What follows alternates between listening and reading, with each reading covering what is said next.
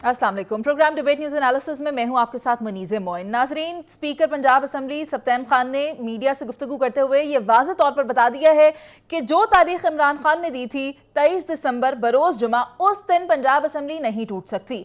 यानी कल के दिन पंजाब असम्बली नहीं टूटेगी क्योंकि तहरीक अदम एतमाद पेश हो चुकी है। क्योंकि तहरीक पेश हुई है तो अभी उसके नोटिस भी होंगे और उसको वक्त लग सकता है। कितना वक्त लगेगा? बकौल सप्तान खान ये मामला जा सकता है जनवरी के पहले हफ्ते तक। पैनल में मेरे साथ इफ्तिखार अहमद साहब मौजूद हैं, पीजे मीर सर मौजूद हैं और जावेद इकबाल साहब। तो सबसे पहले पीजे सर, आपकी तरफ आती हूँ। आप क्या समझते हैं, क्या विफाक ने पंजाब असम्बली को टूटने से बचा लिया? देखें जी, फिलहाल तो बच गया। आपके पास 10 दिन है। 3 दिन तक तो अब ये नोटिफिकेशन होती रहेगी मेंबर्स पे, उसके बाद 7 दिन उसके और होते हैं, तो 10 दिन है अप्रोक्सीमेटली। लेकिन इन 10 दिनों के अंदर देखें, इस वक्त आपने अभी इंग्लैंड और पाकिस्तान की सीरीज देखी है, बहुत जबरदस्त मैच हुआ है। और जो नेक्स्ट सीरीज है वो गवर्नर और स्पीकर की है। ये दूसरा मैच अब आपका शुरू हुआ है। अच्छा। और इस मैच में हम देखेंगे कि आगे कौन आएगा, क्योंकि दोनों साइड कह रही हैं वो लीगली इसको आगे चला रहे हैं, but again that remains to be seen. But let me tell you one thing कि the governor eventually will be the winner, because जब वो लेके आएंगे इसको डिसॉल्व करने के लिए, तो डिसॉल्व 2 तरीके से होती है। अच्छा। क्या ये पार्टी का मुफाद है या अवाम का मुफाद है? ये 2 चीजें बड़ी इंपॉर्टेंट है जो कि अंडर डिस्कशन आई हैं और आएंगी। क्यों? और उसके ऊपर भी मेरा ख्याल है कि इस पर भी डिबेट हो जाएगी कि पार्टी है कि वो बिल्कुल आना चाहती है तो आप इसको डिसॉल्व कर दो, या आप समझते हैं कि ये एक नेशनल इमरजेंसी है कि जिसके तहत ये गवर्नेंस रूल भी लग जाए। सो मैं समझता हूँ ये जो गेम है मुनीज़, ये गेम चलती रहेगी। और इस गेम के अंदर अब आप देखें कि कितने अफसोस की बात है कि हमारी जो इंटरनेशनल और नेशनल प्रोजेक्शन है, 3 सिक्योरिटी एजेंसीज या गवर्नर हाउस के बाहर है, एक अंदर है और दो बाहर खड़ी हैं। अब हम मुझे बताओ, हम मैसेज क्या दे रहे हैं? ये तो indirect confrontation between the federation and the province. But I think federation ने एक अच्छा स्टेप इस वक्त लिया है, आई थिंक जिसमें मैं समझता हूँ कि काफी संजीदगी है, and they want continuity. Whereas हमारे जो पीटीआई के जो बहन भाई हैं वो कहते हैं कि जी 23 तारीख को स्पीकर ने उसका जवाब दे दिया। बड़ा सिंपल जवाब है, और इस जवाब में मैं समझता हूं कि काफी एक आपके सामने एक लीगैलिटी भी आ गई है, आपके सामने एक वो ठहराव भी आ गया है कि जिसमें स्पीकर ने बड़ी अच्छे तरीके से मैं समझता हूं कि इसको संभाला है। लेकिन ये जो ऊंट है ये इस तरह नहीं बैठेगा। इसमें काफी उसकी जो है ना गर्दन काफी का लेफ्ट पे भी मोड़ी जाएगी, राइट पे भी मोड़ी जाएगी। पैसे का चलाव हो गया है। ये जबरदस्त एक अपॉर्चुनिटी आपके सामने आ गई है कि जिसके अंदर पैसा बनाने का एक जबरदस्त एक अपॉर्चुनिटी आई हुई है। और ये पहले भी ये सीजन चला है इसी प्रोविंशियल असेंबली में, अब दोबारा चल जाएगा। लेकिन एंड में बात वही आएगी कि क्या अवाम का इसमें क्या फायदा है या क्या नुकसान है। मेरी नजर में नुकसान ही है, क्योंकि eight the end of the day 10 दिन आप और आगे ले जाएं तो आपके पास क्या पड़ा है? अवाम की बात करोगे या एक दूसरे की आप कैनवसिंग की बात करोगे? कोई इधर आ जाए, कोई उधर आ जाए, वो 18 भी आ जाएंगे अंदर, तो फिर मुझे बताएं 80 और 86, ये फिर इनका क्या क्या मैच होगा? सो आई थिंक ये बड़ी एक गंभीर बैटल है just for the sake of power, और इसकी कंटिन्यूटी बदकिस्मती से सारे चाहते हैं, लेकिन कंटिन्यूटी इसकी पूरी कोशिश कर रहे हैं कि ये रुक जाए। ठीक है इफ्तिखार साहब, सप्तान खान ये कहते हैं कि अवाम के पास हम जाना चाहते हैं, हम पंजाब असम्बली को तोड़ना चाहते हैं, लेकिन गवर्नर इस चीज़ में रोड़े अटका रहे हैं, वो ये काम होने नहीं दे रहे। तो आप क्या समझते हैं, अब तख्ते पंजाब का मामला अदालतों से हल होगा? क्या जो चीफ मिनिस्टर साहब हैं उन्होंने गवर्नर को असेंबली तोड़ने की दरख्वास्त कर दी है, जिस पे उनको इनकार हो गया है, और स्पीकर साहब ऐसी गैर जिम्मेदाराना गुफ्तगू कर रहे हैं। स्पीकर साहब ने कल भी बहुत गैर जिम्मेदाराना गुफ्तगू की कि मैं सदर को खत लिख रहा हूँ, और आज उन्होंने कहा कि वो सदर को खत नहीं लिख रहे। फिर इसी बयान में उनकी गैर जिम्मेदाराना और स्टेटमेंट भी है कि हम तो असेंबली तोड़ना चाहते हैं। भाई, आप असेंबली तोड़ना चाहते हैं तो उसका तरीक़ेकार का तयन आइन में है। चीफ मिनिस्टर गवर्नर को एडवाइस कर दे, असेंबली टूट जाएगी। इसमें रुकावट क्या है? ये जो अदम एतमाद का जो अब सहारा ले रहे हैं कि अब अदम एतमाद आ गई है इसलिए हम असेंबली को तोड़ नहीं सकते, तो याद रखना चाहिए स्पीकर साहब, अदम एतमाद से पहले एक और भी रेजोल्यूशन आपको भेजा गया गवर्नर की तरफ से, वो है कि चीफ मिनिस्टर को कहो कि इत्तेमाद का वोट ले। उसकी आप बात नहीं कर रहे हैं। और आपने जो खत लिखा गवर्नर को, उसमें गवर्नर ने जो अपना जवाब दिया उसका पैरा 8 पढ़ने वाला है, वो भी पढ़ लीजिए। अब मुझे समझ नहीं आती है कि असलम इकबाल का कहना है कि असेंबली का इजलास 100 दिन भी जारी रखा जा सकता है। अब असलम इकबाल का ताल्लुक पीटीआई से है, और पीटीआई वो जमात है कि जिसके सरबराह ने बिल्कुल बबांगे दौर एक दिन दिया कि इस दिन दोनों असेंबलियां टूट जाएंगी। तो महमूद खान ने भी असेंबली तोड़ी और ना ही परवेज अली ने असेंबली तोड़ने के लिए गवर्नर को लिखा है। अब उधर है कि राशद साहब ने गवर्नर पंजाब को एक ट्वीट किया, वो ट्वीट भी उन्होंने विड्रॉ कर लिया है, और समझ नहीं आ रही ये क्या है। और फवाद चौधरी साहब ये कह रहे हैं कि पीटीआई के पास नंबर पूरे नहीं है। तो इन सारी बातों को सामने रख के हम बात करें कि कौन क्या खेल रहा है, कौन किसके फायदे की बात कर रहा है।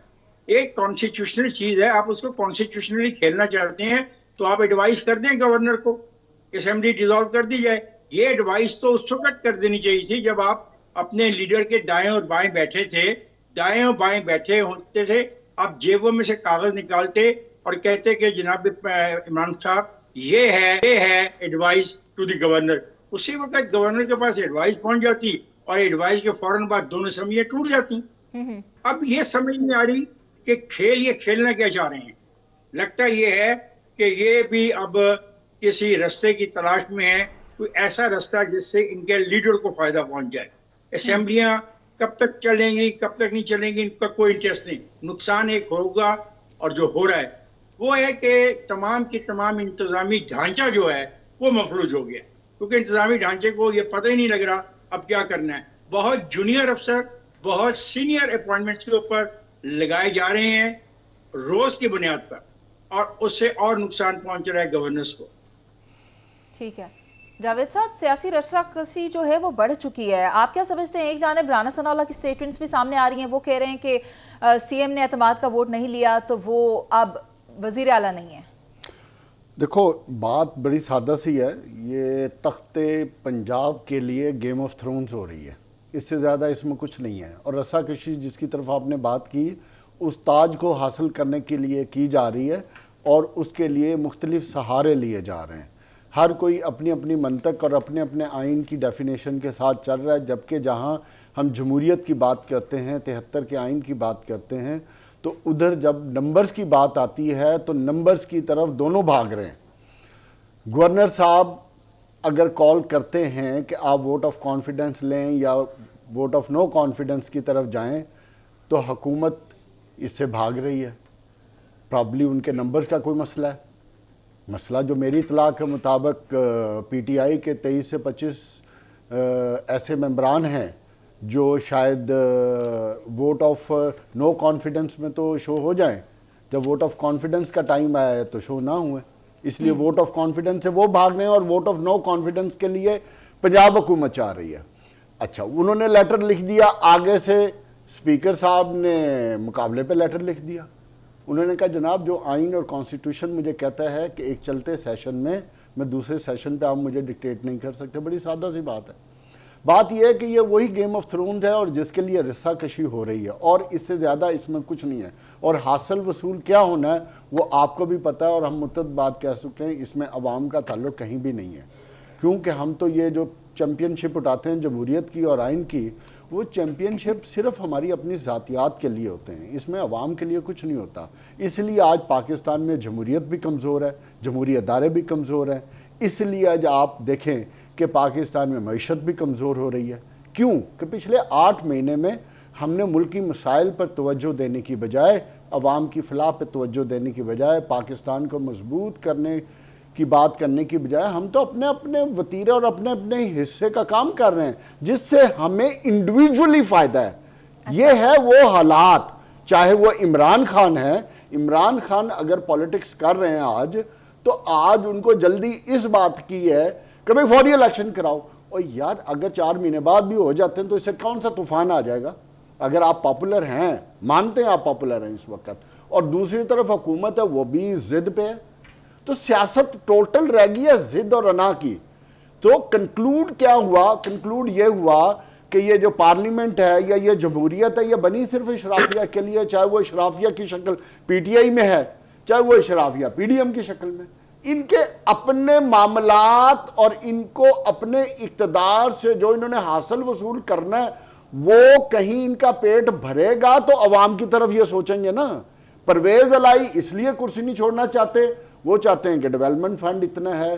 सो कहानी इतनी बदनमा और बददाग हो रही है कि मुझे डर है कि कौम कहीं इन सब से नफरत ना करने ठीक है पीजे सर, आपसे एक मामले पर और बात करना चाहूंगी, वो ये कि मुस्लिम लीग काफ ने 45 नशिस्तों पर सीट एडजस्टमेंट का भी मुतालबा किया है, इस बारे में आप क्या कहेंगे?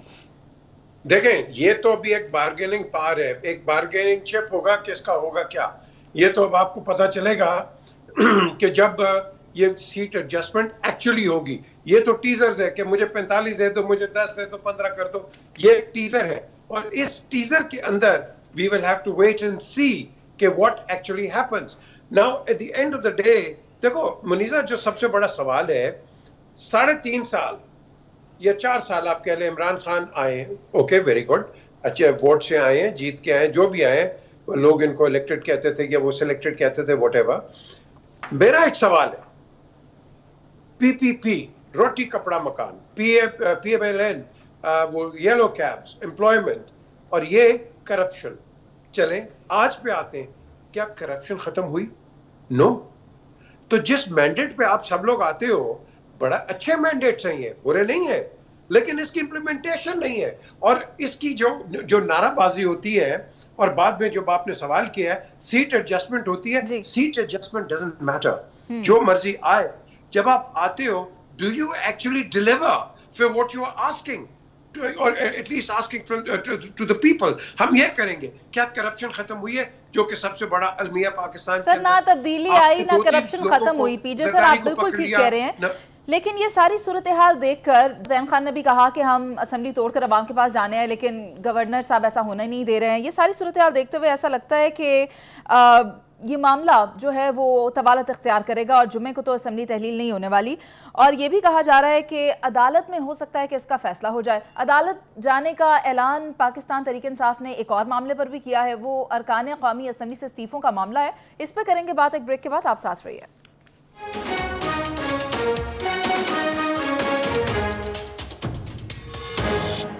पीटीआई के अरकान कौमी असम्बली ने 8 माह कबल जो इस्तीफ़े जमा करवाए थे, अब उस पर सुप्रीम कोर्ट जाने का ऐलान कर दिया है। और स्पीकर कौमी असम्बली राजा परवेज़ अशरफ की जानिब से ये कहा जा रहा है कि हम इस मामले पर किसी किस्म का दबाव कबूल नहीं करेंगे। एक स्टेटमेंट असद उमर की जानिब से भी सामने आती है और वो ये कहते हैं कि हम आवाम की तरफ देख रहे हैं और इस्टेब्लिशमेंट की तरफ नहीं देख रहे।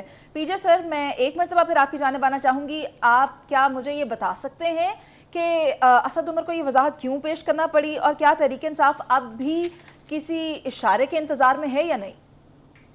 देखें, जब भी कोई पार्टी, कोई भी पार्टी हो, वो किसी पॉलिटिकल क्राइसिस के अंदर इन्वॉल्व हो, और हमारी जो मेन जो इन्वॉल्वमेंट होती है वो है केसेस।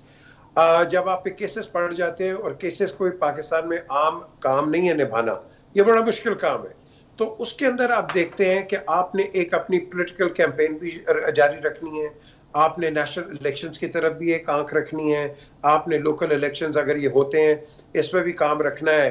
तो उसके तहत फिर आप क्या करते हैं, एक डिलेइंग टैक्टिक्स होता है। ये स्टैंडर्ड प्रोसीजर है, इसमें कोई क्रिटिसिज्म नहीं है किसी की, ये स्टैंडर्ड प्रोसीजर होता है। और उसके अंदर जो असद उमर जैसे स्टेटमेंट्स आती हैं, वजाहतें होती हैं, फौद कर रहे हैं, फलाना कर रहे हैं, या इस तरफ से राना सनाउल्लाह जो, ये एक प्रोसेस होता है, पॉलिटिकल प्रोसेस।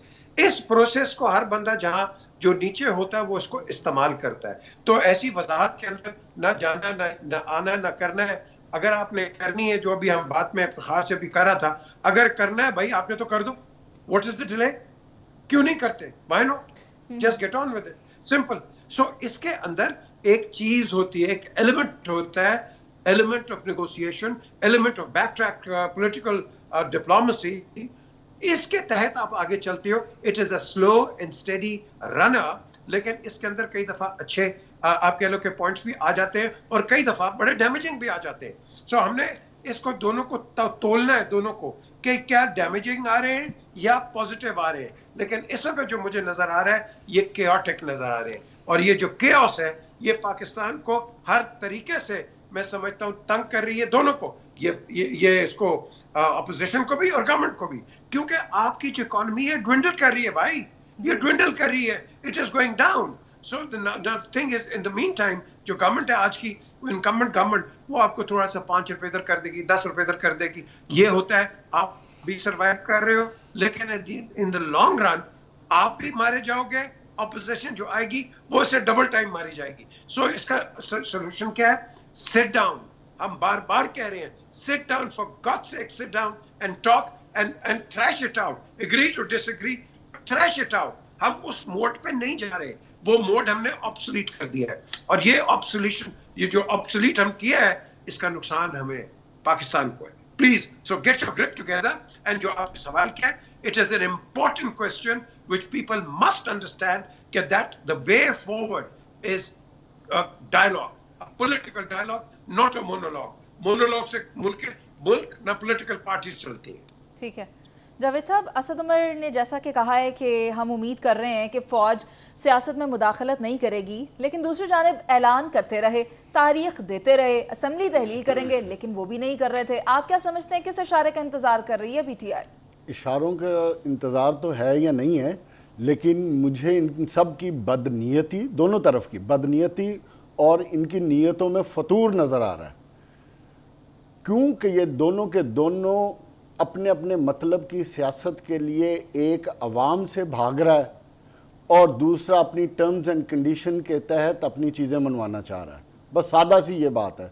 अब आप ये देखो कि इमरान खान ने अनाउंस किया कि हम पार्लियामेंट में सब मिलकर इकट्ठे जाएंगे और उधर जाके अपने इस्तीफे पेश करेंगे और इस्तीफों की बात हो जाएगी। अगर हुकूमत, फेडरल हुकूमत नीयतन ठीक होती, अगर वो डिले ना चाह रही होती, अगर उनको इससे सियासी तौर पे नुकसान ना पहुंच रहा होता, तो वो कहते जी मोस्ट वेलकम, आओ आपने इस्तीफे देने, आके अनाउंस करें। पहले उन्होंने इजलास को ख़त्म किया, उसके बाद अब कहते हैं जी कि हम बुलाएंगे इजलास, मगर हम एक एक करके सुनेंगे।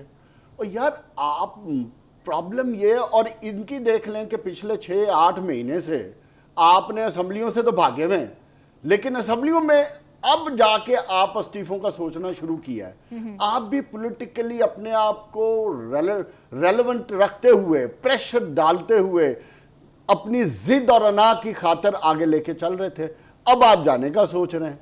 तो बात यह है कि इन तमाम पॉलिटिकल सियासी लोगों को, सियासी पार्टियों को चाहिए कि अवाम का सोचें, जो इस वक्त सब मिल बैठने की ज़रूरत है। शायद माजी में इतनी ज़रूरत ना हो, पाकिस्तान कभी भी मुआशी तौर पे इतने गंभीर मसाइल में नहीं फंसा जितने आज फंसा हुआ है जी। कोई एक पॉलिटिकल पार्टी के पास कोई ऐसी गिदड़ सिंगी नहीं है को मुल्क को इन मुआशी मसाइल से निकाला है।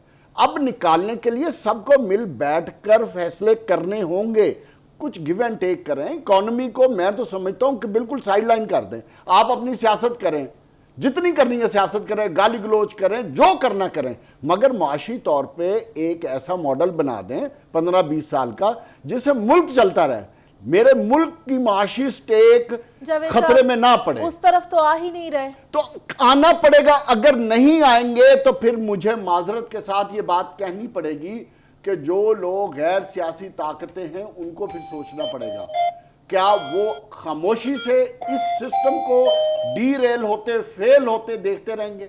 ये कब तक होगा ऐसे? हम कब तक ऐसे खामोश बन के देखते रहेंगे कि हमारा सिस्टम जेपटाइज हो जाए?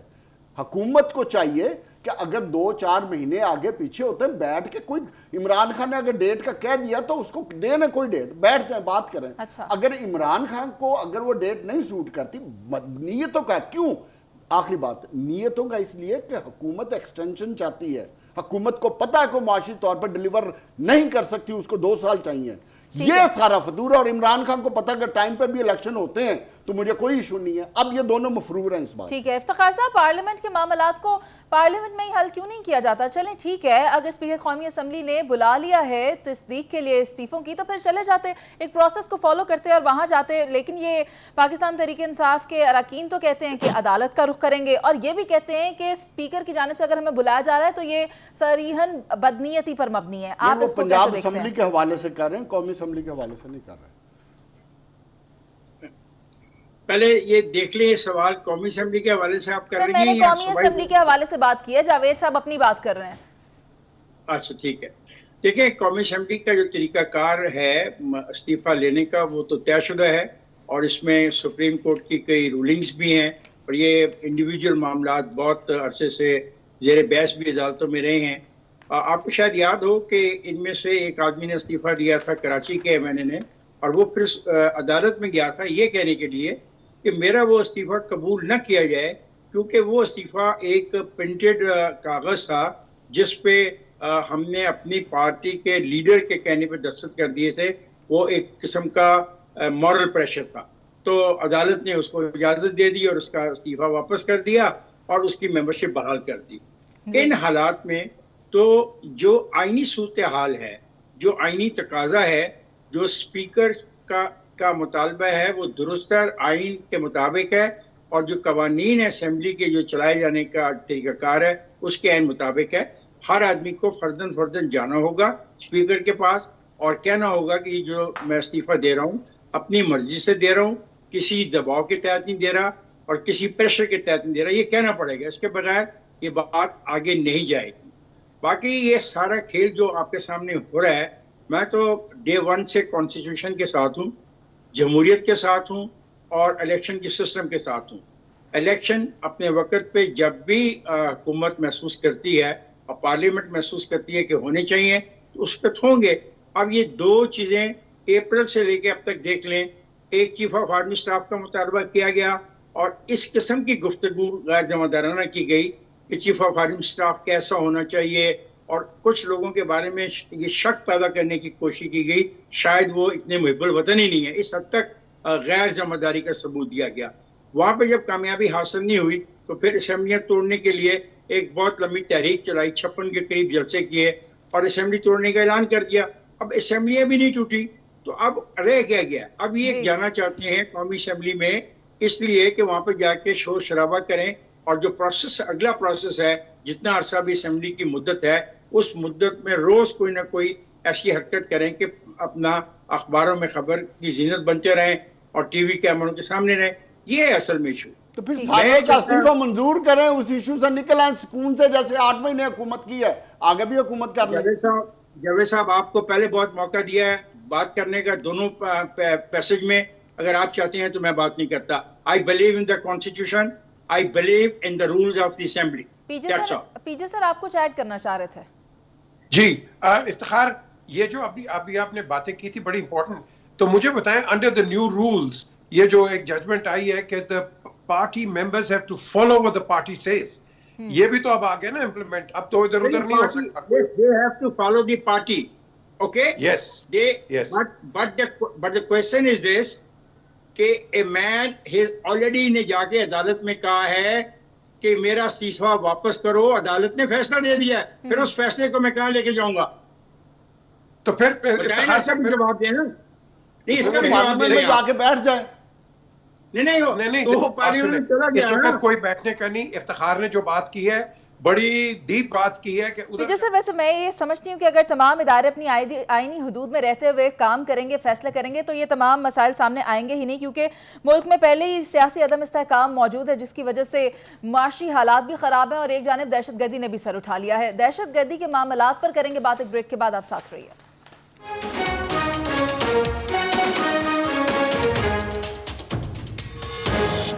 इस वक्त खैबर पख्तूनख्वा बदतरीन दहशतगर्दी की लपेट में है और आए रोज़ कोई ना कोई वाक़यात दहशतगर्दी के रोनमा हो रहे हैं। भत्ताखोरी की बात कर लें तो वो भी सरगर्म है। वज़ीर ख़ारजा कहते हैं कि टीटीपी ने अगर रेड लाइन क्रॉस की तो फिर भरपूर कार्रवाई की जाएगी, लेकिन सोचना यहाँ पर यह है कि अभी भी रेड लाइन क्रॉस करने का इंतज़ार किया जा रहा है। दूसरी जानिब हमने कल भी अपने प्रोग्राम में बात की थी कि महमूद खान जमान पार्क में बैठे हुए हैं, जबकि KPK में सूरत हाल जो है वो गंभीर हो चुकी है। मैं ये सवाल इफ्तिखार साहब आपसे करना चाहूँगी। महमूद खान ने ये कहा है कि ये विफाक की जिम्मेदारी है दहशतगर्दी से किस तरह निपटना है, TTP से किस तरह निपटना है। आप क्या समझते हैं कि क्या ये विफाक की जिम्मेदारी है, इसमें वज़ीर आला KPK को कुछ नहीं करना चाहिए? 9 साल से वहां पे हुक्मरानी कर रहे हैं और आज ये बात हमें बता रहे हैं, तो 9 साल पहले बता देते ना। और अगर उनके बस की बात नहीं है तो वहां पे फिर रेंजर्स को बुला लें और फौज को बुला लें आप फौज को बुला सकते हैं आईनी तौर पे। अगर एक सूबे का निज़ाम नहीं चल रहा और उस सूबे में लॉ एंड ऑर्डर सिचुएशन इतनी ख़राब हो गई है कि वहाँ की पुलिस और वहाँ की जो इंतज़ामी है ढांचा उस पर काबू नहीं पा सकता, तो आईन इजाज़त देता है कि वहाँ पे फौज तलब कर ली जाए। तो फिर फौज को वहाँ पे तलब कर लें और फिर पीछे हट जाए और आर्मी को तय करने दें उनके दहशतगर्दों के साथ मामला। ये तो कोई तरीका नहीं है ना कि 9 साल के बाद अब ख्याल आ गया है इस बात का। मैंने कल भी कहा था, फौज ने इस इलाके को 2014-15 में बिल्कुल दहशतगर्दों से पाक साफ करके दिया था, और उस वक्त भी फौज ने ये कहा था कि अब हमारा रोल खत्म हो गया, अब यहाँ पे जो सिविल गवर्नमेंट है उसका काम है कि इस सारी सूरत को काबू में रखे। और मैं हैरान रह गया हूँ आज ये डॉन अखबार में खबर पढ़ के कि वो कहते हैं कि नहीं जी हमारा तल्लुक नहीं है, ये तो वफाक का तल्लुक है। यानी कि ये इल्जाम तराशी अब इस हद तक चली गई है कि लोगों की जान और माल का परवाह नहीं और सियासत करनी है। अगर आपसे नहीं होती तो फिर उसी आइन में लिखा हुआ है कि अगर एक सूबा नहीं चला पा रहे, उस सूबे की कानूनी हैसियत ये हो गई है कि लॉ एंड ऑर्डर खराब हो गया है, तो आप आर्मी को तलब कर लें। आप सिविल मिलिट्री की मदद के लिए आ जाएंगे आर्मी वाले। खुल के बात करें ना। ये क्या बात हुई कि आप भत्ता भी दे रहे हैं, पैसे भी दे रहे हैं, उनको अकोमोडेट भी कर रहे हैं, उनसे मुआहदे भी कर रहे हैं, और उन मुआहदों को ना तो सूबाई असेंबली से अप्रूवल ले रहे हैं और ना ही वफाकी अपना जो पार्लियामेंट है वो उनको पता है कि क्या आप क्या कर रहे हैं। दर्रे खुल गए हैं, हर आदमी आ रहा है, कारोबार शुरू हो गया, वो आपकी बाढ़ उखाड़ के ले गए हैं। वो मुझे समझ नहीं आती है कि आप नहीं चला सकते तो आप इनकार कर देना, मान लें इस बात को कि आपके बस की बात नहीं है। पीजे सर, क्या कहा यह भी जा रहा है कि अगर टीटीपी ने रेड लाइन क्रॉस की तो इनके साथ निपटा जाएगा। सवाल ये है कि अभी भी इस बात का इंतजार किया जा रहा है कि रेड लाइन क्रॉस करेंगे। हम देख नहीं रहे कि किस तरह काउंटर टेररिज्म डिपार्टमेंट में घुसकर वहां पर लोगों को यरगमाल बनाया। अभी भी ये सवाल बाकी रहता है। अंदाजा लगाएं, काउंटर टेररिज्म जो कि काउंटर करती है टेररिज्म, उसको ही उन्होंने यरगमाल बना लिया। Can you imagine? इससे बड़ा मजाक क्या हो सकता है? इससे that means we are not prepared, that means we are not qualified to be prepared. कि अगर आपके सीटीडी के रेंटेड जगह के पर, अच्छा नंबर 1 वो जगह ही रेंटेड है। अच्छा, why don't we have a permanent place for this CTD? ये तो बहुत इंपॉर्टेंट चीज है। ये आपने उसको भी नॉन सीरियस रखा हुआ है, एडॉक के ऊपर रखा हुआ है। क्यों? हम जब कहते हैं कि हम दुनिया को बताते हैं हर प्लेटफॉर्म पे जाके कि भाई हम टेरर के खिलाफ लड़ रहे हैं, तो जो काउंटर टेररिज्म फोर्स है वो रेंटेड अकोमोडेशन में है और उसी के बंदे आप आके किडनैप भी ले जाते हैं, पकड़ भी लेते हैं। ये मजाक है, ये बहुत बड़ा मजाक है। दूसरी चीज मैं आपको अभी ये जो इफ्तिखार ने तो इंडिकेटर दिया है ना, मैं आपको खोल के बोलता हूँ। याद रखें 14 साल हेडमास्टर ने छुट्टी की है। वो 14 साल की छुट्टी जो है ना, आप शुक्र करें कि वो अगले 14 साल भी जाए ये छुट्टी, वरना हेडमास्टर आ गया ना तो ये जितने भी स्टूडेंट जो काम पे नहीं है, ये स्टूडेंट्स इनको बड़ी बड़ी बड़ी मुश्किल तरीके से आगे जाना पड़ेगा। हम अपने जो इदारे हैं ना, अपना जो पॉलिटिकल और सिविलियन डोमेन, इसको हमने सीरियसली ठीक करना है। जब तक हम सीरियसली ठीक नहीं करेंगे, हम बात करते हैं सिक्योरिटी की, काउंटर टेररिज्म की, डिफेंस की, एंटी टेररिज्म की। आपके गार्ड्स तो देखो, कहीं भी पूरे पाकिस्तान में आप कहीं जाते हो वो आपको कहता है अस्सलाम वालेकुम। यार ये कौन सा गार्ड है जो कहता है अस्सलाम वालेकुम? उसका तो काम आपको चेक करना है कि आप दहशत गर्द हो, कौन हो। बड़ी गाड़ी होती है, गार्ड छोड़ देता है। जी पीजे, जो थाने लुटे गए हैं और थानों पे हमले हो रहे हैं जी, उसका क्या जवाब देंगे? क्या थाने पर हमला हुकूमत का काम है? इफ्तिखार साहब, मैं हैरत अंगेज तौर पे एक बात शामिल करना चाहती हूँ। जो मामला सामने आया है ना, वो अभी भी ब्लेम गेम का दिखाई दे रहा है। ये कहा जा रहा है केपीके की जानिब से, सर केपीके गवर्नमेंट ये कहती है, इफ्तिखार साहब केपीके की गवर्नमेंट ये कहती है कि ये आम अमनो अमान का मामला है और कौमी सलामती के दायरा इख्तियार में ये नहीं आ रहा। ये मामला विफाक देखेगी, ये आम अमनो अमान की सूरत हाल नहीं है, इसलिए ये मामला। एक सेकंड, अगर ये कौमी सलामती का दायरे में नहीं आता तो फिर वफाकी हुकूमत क्यों देखेगी? सर वो कह रहे हैं कि सीटीडी पर जो अटैक हुआ वो कौमी सलामती के दायरे इख्तियार में आता है, इसलिए ये मामला वफाक देखेगी। मोहतरमा, एक अटैक की आड़ में जो बाकी थानों पे अटैक हुए हैं, जो बाकी बाढ़ उखाड़ी जा रही है, जो बंदूकें लेके दरों से अंदर दाखिल हो रहे हैं, जो भत्ता ले रहे हैं, जो भत्ता इकट्ठा कर रहे हैं, क्या वो भी वफाकी मसला है? जावेद साहब, मैं इस पर आपकी राय लेना चाहूंगी। बिल्कुल, जो इफ्तिखार साहब ने कहा और पीजे ने कहा बिल्कुल ठीक कहा।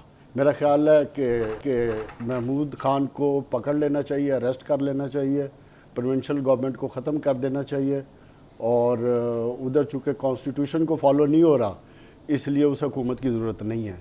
हम ये बात समझने से कासिर हैं कि एक नेशनल इशू है जिसमें कुछ काम प्रोविंशियल गवर्नमेंट के करने हैं, कुछ फेडरल गवर्नमेंट के करने हैं, और ये तब होते हैं जब कोऑर्डिनेशन इकट्ठी होती है।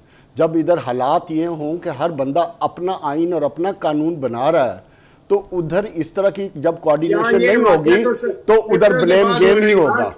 तो इसलिए ब्लेम गेम की नज़र में पाकिस्तान पूरा लगा हुआ है। आपकी मईशत हो गई है, लॉ एंड ऑर्डर हो गया, तो एक सुबह और ब्लेम गेम की नज़र हो जाएगा। तो मेरा ख्याल है किसी को कोई फ़र्क पड़ने वाला नहीं। असल बात यह है कि परसों जब मीटिंग हुई है इनकी पाकिस्तानी हुकाम की और तालिबान की, तो उसमें मुल्ला हैबतुल्लाह ने एक पूरी स्टेटमेंट दी है जिसमें उन्होंने कहा कि पाकिस्तान हमारा। आदमी कौन है यार, मुझे तो बता दो। जावेद साहब, आई वांट आपको अगर नहीं पता तो मुझे बताने की जरूरत नहीं है, पूरी कौम को सबको पता है जिनके साथ पाकिस्तानी हुकाम ने मीटिंग की है। तालिबान के सरबराह हैं, जो अफगानिस्तान की हुकूमत है उसके सरबराह हैं मुल्ला हैबतुल्लाह। वो कब आए, कहाँ आए, किससे मिले? कहाँ आए वो आपको बता कर नहीं आते। ऐसी मीटिंगों में आपकी इतला के लिए वो नहीं आते। उन्होंने जिनके मुलाकात करनी है उनके साथ कोऑर्डिनेशन करके आए थे, उनके रिप्रेजेंटेटिव आए थे, उन्होंने आके जो बात की, अगर मैं बात करना चाहता हूं आप वो सुनना ही नहीं चाहते तो जरूरत नहीं है। आप कौम को चाहते हैं कि आप कौम को सिर्फ ये सबक देना चाहते हैं कि महमूद खान और पीटीआई की हुकूमत ने 9 साल में केपीके का बेड़ा गर्क कर दिया, और ये जो 9 महीने की हुकूमत है इसने पाकिस्तान को बंद कर दिया।